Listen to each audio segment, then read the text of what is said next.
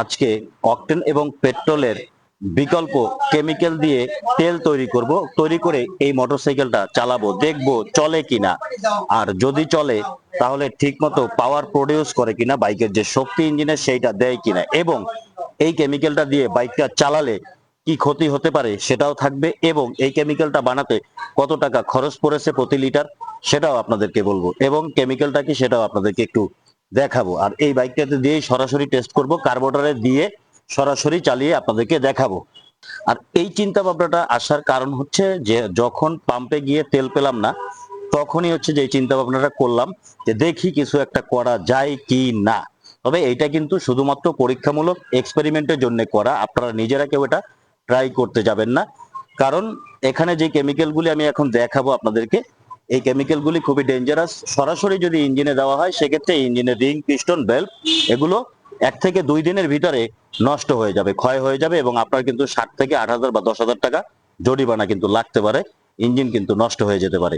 অতএব প্রফেশনাল না হলে এই কেমিক্যালগুলি মিক্সিং একটা রেশিও আছে, রেশিও অনুযায়ী এটাকে প্রপার মিক্স করতে হয়, কম বা বেশি হলেও ক্ষতি হয়।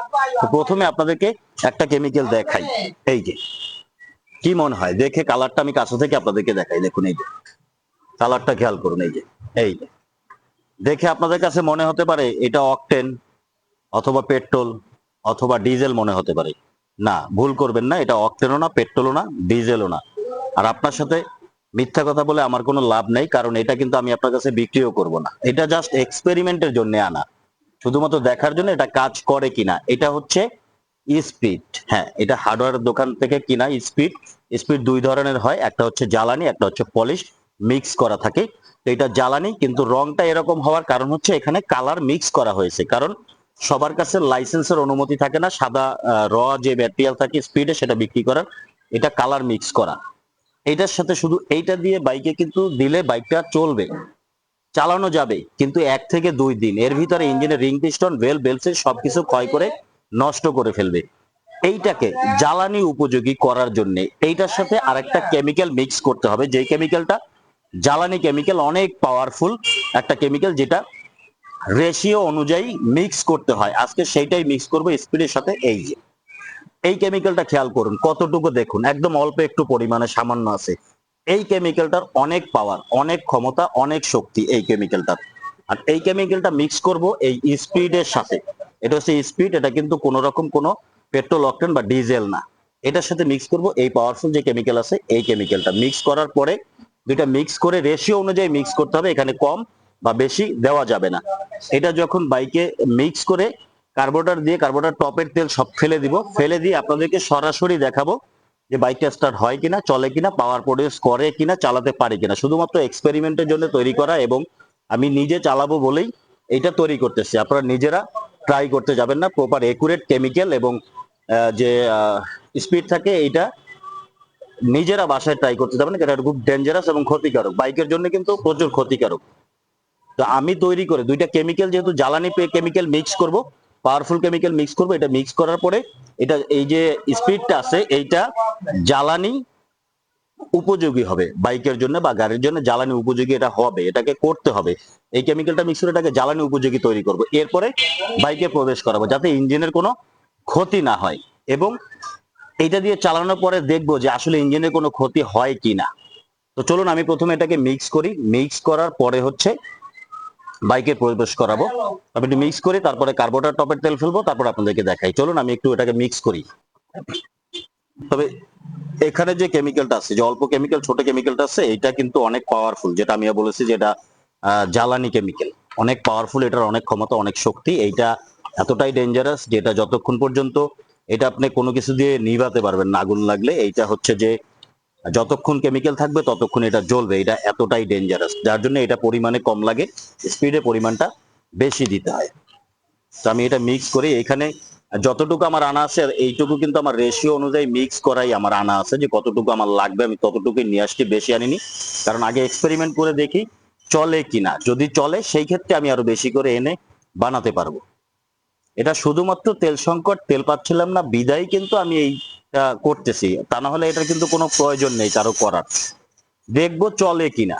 দেখুন আমি এটা মিক্স করে দিতেছি এটার সাথে, এই যে এখানে যতটুকু দিলাম এতটুকু আমার এখানে লাগবে বিদায় কিন্তু আমি ততটুকু দিয়েছি, না লাগলে আমি এতটুকু দিতাম না।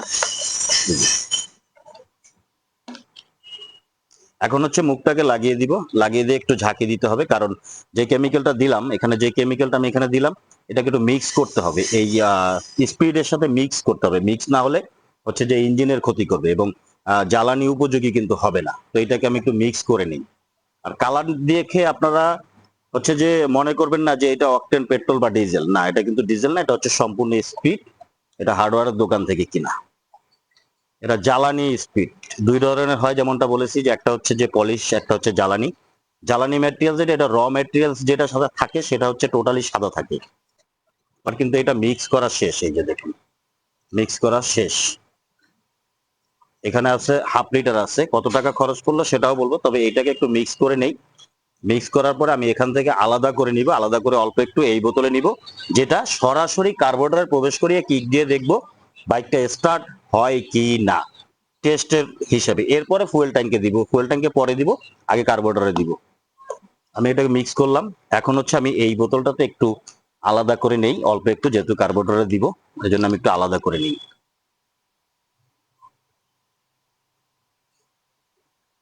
শুধুমাত্র কার্বোরেটরে যতটুকু লাগবে ততটুকু আমি এখানে আলাদা করে নিব।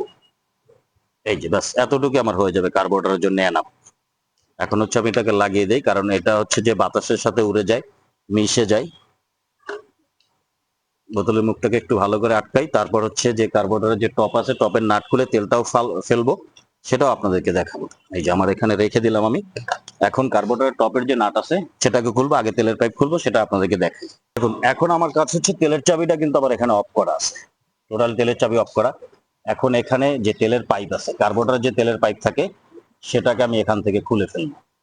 কারণ অনেকে ভাবতে পারেন যে কার্বোরেটরে হয়তো তেল আছে, এই তেল যাচ্ছে, তেলে চলতেছে। এই যে কার্বোরেটরের যে তেলের পাইপ সেটা সম্পূর্ণ এই যে খোলা আছে, এখানে খুলে আমি এই যে নিচের দিকে এখানে রেখে দিলাম। তেলের চাবি আমার অফ করা আছে। ওকে, এখন আমি যেটা করব, কার্বোরেটর টপের যে তেল আছে এখানে তো এখন তেল আছে, হ্যাঁ, এই তেলটাকে আমি টোটালি বের করে ফেলবো। এরপরে এই দিক দিয়ে আমি হচ্ছে যে যে কেমিক্যালটা আছে সেটা প্রবেশ করাবো, তবে আগে টপের তেলটা আমি ফেলে দিই। খেয়াল করুন, এটা হচ্ছে কার্বোরেটরের টপের এই যে নাট, এই নাটটা খুলবো, আর এইটা হচ্ছে টপের এই যে পাইপ, এই পাইপ বোতলে দিয়ে দিলাম, কারণ অনেক তেল বের হবে, সেটা আমি ফেলে দিতে চাই না, সেটা আমি এই বোতলে রাখতে চাই। এই যে টপের নাট, এই নাটটাকে এখন আমি এই যে খুলে দিলাম। খেয়াল করুন তেল পড়তেছে নিচের দিক থেকে, এই যে বোতলের ভিতরে খেয়াল করুন তেল পড়তেছে, মানে টপে যতটুকু তেল আছে সব তেলটাকে আমি বের করে নিব, কারণ যাতে কোনো রকম তেল না থাকে। এই যে, এই যে দেখুন, এই যে পাইপ দিয়ে তেল বের হচ্ছে, এই যে, হ্যাঁ এই যে পাইপ দিয়ে তেল পড়তেছে, এই যে, এই যে সরাসরি ফেলে দেখা, এই যে সম্পূর্ণ কার্বোরেটর তেলটা খালি করে ফেলবো, যাতে কোনো রকম তেল কার্বোরেটরে না থাকে। দেখুন কোনো তেল নেই, এই যে পাইপ পুরো শুকিয়ে গেছে, পাইপের ভিতরে কোনো তেল নেই, তেল কিন্তু আসতেছে না, নাটটা খোলা আছে। আমি একদম সম্পূর্ণ ক্লিয়ার করে নাটটা এই যে খুলে হাতে নিয়ে আসছে, এই যে, এই যে নাট, কোনো তেল নেই কার্বোরেটরে, কোনো রকম কোনো তেল নেই, যা তেল ছিল সব বের হয়ে গেছে। এই যে দেখুন এতটুকু তেল বের হয়েছে কার্বোরেটর টপ থেকে, আর কোনো তেল নেই। এখন এই নাটটাকে লাগিয়ে দিই, আমি লাগিয়ে দিয়ে ওই পাশে গিয়ে আপনাদেরকে দেখাবো যে ওই পাশে যে তেলের লাইনটা খুলে রেখেছি সেটাও আপনাদেরকে আমি দেখাবো। এখন এই যে খুলে ফেলেছি, তারপরে কোনো রকম কোনো তেল কিন্তু এখন আমার নেই, আপনাদেরকে আমি সরাসরি সেটা আবারও দেখাই। খেয়াল করুন, এই যে তেলের পাইপ, এখন আমি ওই পাশে গিয়ে আপনাদেরকে দেখাচ্ছি যে আসলে এই পাশে লাইনটা খোলা আছে কিনা। এই যে এটাতে যে যতটুকু তেল বাইরের দিকে ছিল সেটুকু কিন্তু আমি এই যে বের করে নিলাম, একদম ক্লিয়ার। এই যে দেখুন, যা ছিল নিচে ফেলে দিয়েছি, এক ফোঁটাও তেল নেই। ভাই লুকোচুরির কোনো কিছুই থাকবে না, কোনো কিছুই লুকোচুরি করে আপনাদেরকে দেখাবো না। আমি এখানে যে সাইড কভার আছে সেটাকে একটু খুলে নেই। এখন সাইড কভার খোলা শেষ, এই যে এখানে একটু তেল নেই। এখন এই দিক থেকে হচ্ছে আমি তেলটা প্রবেশ করাবো, যে তেলটা আমি রেখেছিলাম সেটা প্রবেশ করাবো এখানে ভিতরের দিকে। আমি ক্যামেরাটা উপরে তুলে দিই যাতে আপনাদের দেখতে সুবিধা হয়। এইটা হচ্ছে সেই কেমিক্যাল, যে কেমিক্যালটা আমি এখন এখানে ভিতরে দিব। এখন হচ্ছে এই যে তেলটা, এই তেলটা এখন আমি এখানে কার্বোরেটরের ভিতরে প্রবেশ করাবো, যে পাইপ আছে পাইপ দিয়ে, এরপর আমি স্টার্ট দিব, দেখবো স্টার্ট হয় কিনা। প্রথমে এই তেলটা প্রবেশ করি, যেটা কেমিক্যাল রেশিও অনুযায়ী আমি মিক্স করেছি সেইটা, আমি এটার পাইপ দিয়ে প্রবেশ করাই, কার্বোরেটরের ভিতরে প্রবেশ করাই, দেখি। এটা একটু সময় লাগবে কার্বোরেটরের ভিতরে প্রবেশ করাতে, আস্তে আস্তে প্রবেশ করাতে হবে, অনেকটা পড়েই যাচ্ছে নিচের দিকে, পড়ে গেলে কিন্তু সেই ক্ষেত্রে আমারই লস।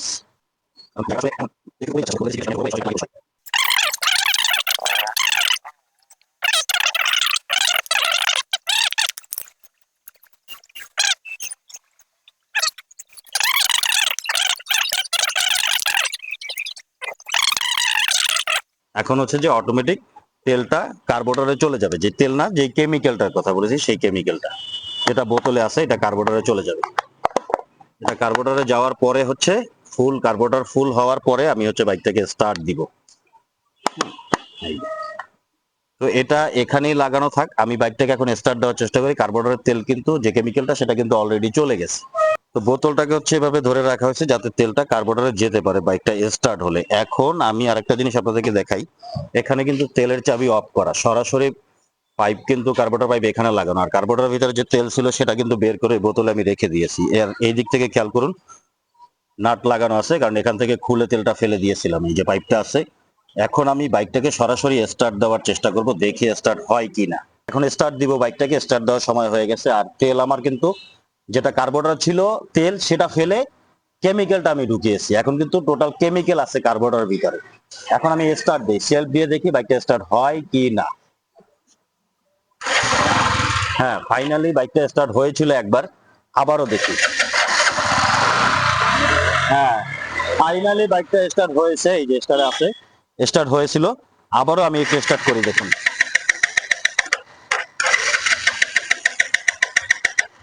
বাইকটা কিন্তু স্টার্ট হবে, হয়েছিল এবং স্টার্ট হবে, স্টার্টও থাকবে। কিন্তু সমস্যাটা হচ্ছে টপের যে তেলটা আমরা ফেলে দিয়েছি সেই তেলটা সম্পূর্ণ ভালোভাবে নামতে পারতেছে না। আগে তেলটাকে সম্পূর্ণ ভালোভাবে নামাই, কার্বোরেটরটাকে ভরি, তারপরে আমরা আবার স্টার্ট দিয়ে আপনাদেরকে দেখাবো। বাইকটা কিন্তু স্টার্ট হয়ে গেছে, আপনারা যেটা দেখতে পাচ্ছেন যে বাইকটা কিন্তু স্টার্ট হয়ে গেছে, স্টার্টে আছে, এই যে দেখুন। এটা কিন্তু ফাইনালি স্টার্ট হয়ে গেছে। এটার যে পিক আপ বা এক্সেলেটর যেটা, সেটাও কিন্তু ঠিকঠাক ভাবে নিচ্ছে। বাইকটা কিন্তু এখন স্টার্ট আছে, এই যে চলতেছে। যে পিক আপ বা পাওয়ার যেটার কথা বলেছিলাম সেটা দেখতে কিন্তু একদিন দুই দিন সময় লাগে না, স্টার্ট দেওয়ার সাথে সাথেই বোঝা যায়। এক্সেলেটরটা যখন দিলাম তখন কিন্তু বুঝতে পারলাম যে পাওয়ার যেটা অকটেন এবং পেট্রোলে যে শক্তিটা থাকে সেইটা কিন্তু এটাতে দিচ্ছে। অকটেন এবং পেট্রোলে যে শক্তিটা দেয় সেই শক্তিটা কিন্তু এই দুইটা কেমিক্যাল মিক্স করার পরে দেওয়ার পরেও কিন্তু সেই শক্তিটা বা পাওয়ারটা কিন্তু থাকছে। বাইকটা কিন্তু স্টার্টও হচ্ছে এবং স্টার্টেও থাকছে। তো আমি আরেকটু স্টার্ট করে দেখাই আপনাদেরকে যে স্টার্ট থাকে কি না। আসলে মেইন সমস্যা হচ্ছে কার্বোরেটরের তেলটা ঠিকভাবে আসতে পারতেছে না, কারণ ওই পাশে বোতল দেওয়া আছে, আপনাদেরকে যেমনটা দেখিয়েছি যে বোতল দিয়ে ঝুলিয়ে রাখা হয়েছে, সেটা আবারও দেখাই আপনাদেরকে। এই যে বোতল দেওয়া আছে, ঠিকভাবে কার্বোরেটর তেলটা যাচ্ছে না, কারণ এখানে একটা এই যে তেলের ফিল্টার লাগানো আছে। হ্যাঁ, এই ফিল্টার দিয়ে তেলটা যেভাবে যাওয়ার কথা সেইভাবে আসলে যাচ্ছে না। এই ফিল্টারটার কারণে, এই ফিল্টারটা দেওয়া আছে এখানে, ফিল্টারটার কারণে বোতল থেকে তেলটা ঠিকভাবে যেতে পারতেছে না। আর তেলটা যেতে পারতেছে না বিধায় কিন্তু বাইকটা স্টার্টে থাকতেছে না। হ্যাঁ, বাট ফাইনালি কিন্তু স্টার্টও হয়েছে, স্টার্ট হবে এবং স্টার্টে থাকবেও। তেলটা আর একটু কার্বোরেটরে প্রবেশ করাই, আমরা কার্বোরেটর তেলটা আর একটু প্রবেশ করাই, কারণ এখান থেকে এই যে ফিল্টারটা লাগানো, তেলটা আসলে ওইভাবে যাচ্ছে না। ফিল্টারে ক্লিয়ার দেখা যায় যে ওইভাবে তেলটা যাচ্ছে না। তারপরে দেখি আমি আরেকবার স্টার্ট দেওয়ার চেষ্টা করি, বাইকটা আরেকবার স্টার্ট দিয়ে আপনাদেরকে দেখাই।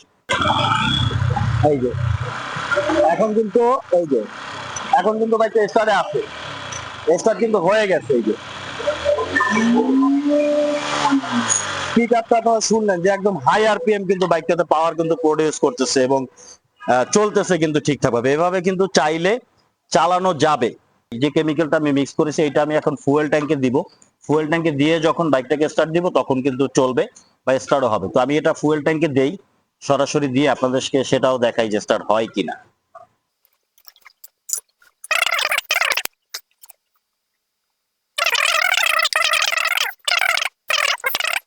আসেন আমরা ওই পাশ থেকে একটু দেখি তেলের পাইপটা ফুয়েল ট্যাঙ্কের সাথে আমি একটু লাগাই, আপনাদের সরাসরি দেখাই। এই যে দেখুন এখানে যে বোতলটা আছে এটাকে এখন বের করে ফেলবো। বোতলটাকে খুলে ফেললাম। এখন হচ্ছে যে তেলের যে পাইপ থাকে সেটা আমি সরাসরি এই যে তেলের চাবির সাথে যেখানে লাগানো ছিল আমার সেই জায়গাটাতে আমি এটাকে লাগিয়ে দিচ্ছি। খেয়াল করুন, এই যে এখানে কোনো কিছু লুকোচুরি কিছুই রাখলাম না, যা আছে সরাসরি আপনাদেরকে দেখালাম। এই লাগিয়ে দিলাম। এই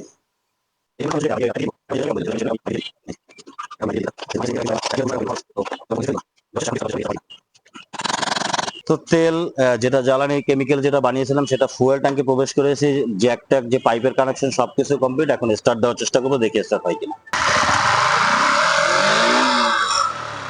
হ্যাঁ, বাইকটা স্টার্ট কিন্তু এখন কিন্তু স্টার্ট হয়েছে এবং স্টার্টে আছে, এই যে বাইকটা স্টার্টে আছে। তো এইটা হচ্ছে যে এখন পর্যন্ত চলতেছে। আমি এটাকে চালাবো, চালিয়ে একটু দেখবো যে আসলে কোনো সমস্যা হয় কিনা, তারপরে সেটার রেজাল্ট আপনারা পাবেন। আপনাদেরকে সেই রেজাল্টটা আপনাদেরকে দিব, জানাবো। দেখুন স্টার্ট আছে, আমি পিক আপ দিয়ে আবারও একটু স্টার্ট দিয়ে আপনাদেরকে দেখাই। তো এখন হচ্ছে যে মোটরসাইকেলটা কিন্তু স্টার্টে আছে, এই যে স্টার্টে আছে। আমি এটাকে একটু এখন চালাবো, আমি একটু চালিয়ে দেখবো যে আসলে চলে কিনা, পাওয়ারটা ঠিকভাবে আসে কিনা। এই যে দেখুন চলতেছে, ওয়াও ভালোই তো চলতেছে, খুব সুন্দর চলতেছে।